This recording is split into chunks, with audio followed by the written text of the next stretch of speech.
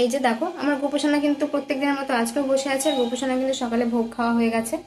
এই যে এখানে গোপোষণার বাবা মানে আমার বাবা কালকে গোপোষণার জন্য মানে বাবা আমার ভাইয়ের জন্য চকলেট এনেছে। আর এই যে এখানে ফুল বেলপাতা সমস্ত কিছু তুলে রাখা হয়েছে, আজকে পুজো করবো ওই জন্য।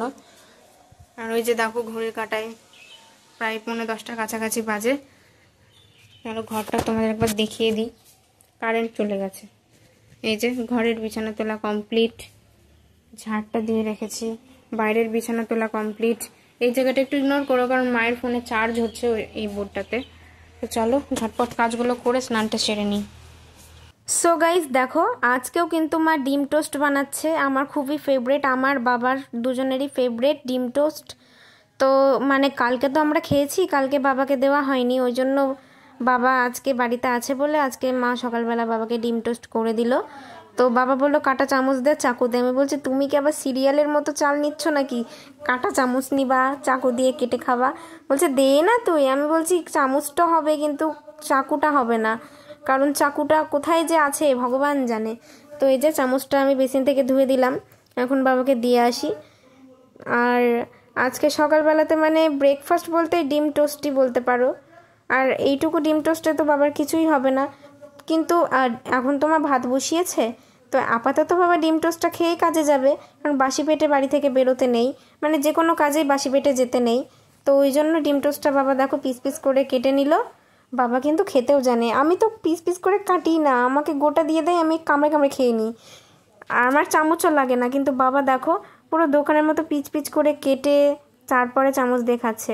আর এখানে কড়াইতে আর একটা হচ্ছে, আর ওখানে আর দুটো রয়েছে, সেগুলো এখন আমাদের হবে, আমার বোন মা সবাই এখন আমরা খাবো এটা। চলো। সো গাইস বৃষ্টি কিছুতেই থামছে না, সকাল থেকে বৃষ্টি লেগেই রয়েছে। আর আমি কেন না থামুক, কারণ আজকে মানে প্রচণ্ড গরম ছিল, বৃষ্টিটা পুরো একটু ঠান্ডা ঠান্ডা হলো।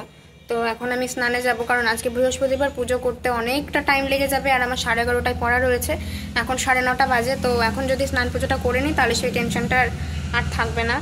আর আমি বৃহস্পতিবারে পড়া কামাই করেছি, যার জন্য আজকে আমাকে খেতে হবে স্যারের কাছে। তাই আমি আগে থেকে সমস্ত পড়াটা কমপ্লিট করে রেখেছি। মানে আমি তো পড়া জানি না, মানে যেটুকু জানি সেটুকু করে রেখেছি। তো চলো তোমরা দেখতে থাকো, ভিডিওটা আশা করছি ভালো লাগবে। তো গাইস এই যে দেখো পুজো হয়ে গেছে, যে বৃহস্পতিবার প্রসাদে রয়েছে আপেল। এইমাত্র প্রসাদ তুলবো, অনেকক্ষণ হয়ে গেছে পুজো দিয়েছি। আর ওই যে দেখো 11:30 বাজতে যায়, পড়তে যাবো এখন। তো দেখে নাও রান্নাঘরে মা কি রান্না করেছে। আমার তো এখন পড়া রয়েছে, 11:30 বাজে, আমি এইমাত্র পড়তে যাব। দেখো এখানে হয়েছে চাল কুমড়োর ঝাল, আর গতকাল রাত্রেবেলার আলু পটলের তরকারি ছিল, সেটা গরম করে রেখেছে। হয়েছে এগ কারি, যেটা আমার সবথেকে অপছন্দের জিনিস, মানে ডিম। মানে ডিম টোস্টের ডিম আর এই ডিম দুটো আলাদা, মানে আমি বলেইছি মা ভাজা ডিমটা ভালো লাগে, মানে একটু একটু যা খাই, কিন্তু এই ডিম আমি একদমই খেতে পারি না। আর দেখো এক বেসিন বাসন, এই বাসনগুলো সব মা এখন মাজবে। আমি মাকে হেল্প করতাম বাড়িতে থাকলে, কিন্তু আমার তো পড়া কামাই করার উপায় নেই, কারণ সামনে টেস্ট পরীক্ষা চলে আসছে। আর ওইদিকে আমার বোনুরও আজকে মানে সায়েন্সের পরীক্ষা, মানে পরিবেশ পরীক্ষা, ওদের তো আর সায়েন্স ভাগ নেই, ওদের পরিবেশ একটা গোটার মধ্যেই। এখন ক্লাস মানে কি বলবো 4 থেকে ক্লাস ওর 7-8 পর্যন্ত, ক্লাস 8 পর্যন্ত ওর একটা বইয়ের মধ্যে ফিজিক্যাল লাইফ দুটোই থাকবে, কিন্তু 9 থেকে আবার আলাদা হয়ে যাবে ফিজিক্যাল সায়েন্স লাইফ সায়েন্স। তো এখন বোন যাবে পরীক্ষা দিতে, ওরা আজকে মানে লাস্ট পরীক্ষা পরিবেশ পরীক্ষা, কালকে রয়েছে শারীর শিক্ষা, সেটা তো পড়াই লাগে না, এমনিই হয়ে যায়। আর হচ্ছে আর একটা রয়েছে, সেটা হলো হাতের কাজ, ওকে আবার হাতের কাজ বানিয়ে দিতে হবে। ওই যে দাদুকে এখন প্রণাম করবে, দেখো প্রণাম করছে, দেখো মানে প্রণাম করা দেখলে মানে হাসতে ইচ্ছা করবে। ওই যখন বাড়ি চলে গেল, কি কারণে যে বাড়ি গেল সেটা ভগবানই জানে। দেখো কেমন দৌড়াচ্ছে, ওকে বলা হচ্ছে যে তাড়াতাড়ি চল। সকালবেলা ঘুম থেকে উঠবে 10টার সময়, আর যেই 12টা বাজতে 10 মিনিট তখন বলবে মা লেট হয়ে গেল। তার জন্য সকাল সকাল পরীক্ষার মধ্যে সকাল সকাল ঘুম থেকে উঠে পড়তে বসতে হয়। আর এই ম্যাডাম ভিক্টোরিয়া সকাল মানে কি বলবো বেলা 10টার সময় ঘুম থেকে ওঠে, খেলা জুড়িয়ে দেয় দিদির মেয়ের সাথে, মানে মাসি আর বোনজি মিলে খেলা করে। তো দেখো বনুকে স্কুল টুল দিয়ে এসে মা আজকে ফ্রিজ পরিষ্কার করবে, কারণ পাশের বাড়ি একটা দোকানের কাকা চিকেন থুয়ে গেছিলো, তো চিকেনটা না ডবল ক্যারি প্যাকেট দিতে মনে ছিল না, একটা ক্যারি প্যাকেট দিয়ে গেছে। আর দেখো চিকেনের যত ব্লাড সব ফ্রিজে লেগে গেছে, ফ্রিজটা মানে একদম বাজে একটা অবস্থা হয়ে গেছে, সেটা আজকে পরিষ্কার করা হবে।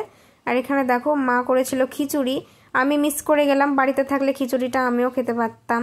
এখন আমার খিচুড়িটা দেখে যে এত পরিমাণে লোভ হচ্ছে গাইস, কি বলবো তোমারে, বাড়িতে থাকলে আমিও খিচুড়িটা খাইতে পারতাম।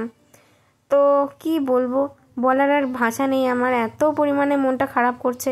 প্রায় একটা সপ্তাহ পুচকিটার সাথে দিদিটার সাথে কাটিয়ে দিলাম, কিন্তু দিদিকে বললাম যে মেঘমেঘ করছে এখন বাড়ি যাস না, সোমবার অবধি থাক, সোমবারে যাস না। পুচকুটা আজই চলে গেল, এত মন খারাপ করছিল। মাকে বললাম যে ভিডিও করো না, কিন্তু তাও করলো। তো পুচকুটাকে বললাম মাম্মা একটা হাম্পু দাও, চলে যাচ্ছ। সে কোলে তো কিছুতেই আসবে না, জোর করে একটু নিয়েছিলাম। দিদি চলে যাবে বহরমপুর, বললাম আবার আসিস, আসলে পারে না একটু টাইম নিয়ে আসিস, কারণ এরকম টুকটুক করে এসে আবার চলে যাওয়া মানে খুবই মনটা খারাপ করে। দেখো চলে গেল, এখন বাড়িটা পুরো ফাঁকা হয়ে। আর দেখো ফ্রিজ কিন্তু পরিষ্কার করা হয়ে গেছে, মেঘ উঠেছিল, ওই জন্য সমস্ত ফ্রিজের কাঁচের জিনিসপত্রগুলো ঘরের ভিতরে এনে ফ্রিজটাকে এবার নতুন করে সাজিয়ে নিলাম। কি বলো তো, মানে ফ্রিজ নোংরা থাকলে না খুবই বাজে লাগে, আর একটা গন্ধ বেরোয় বাজে।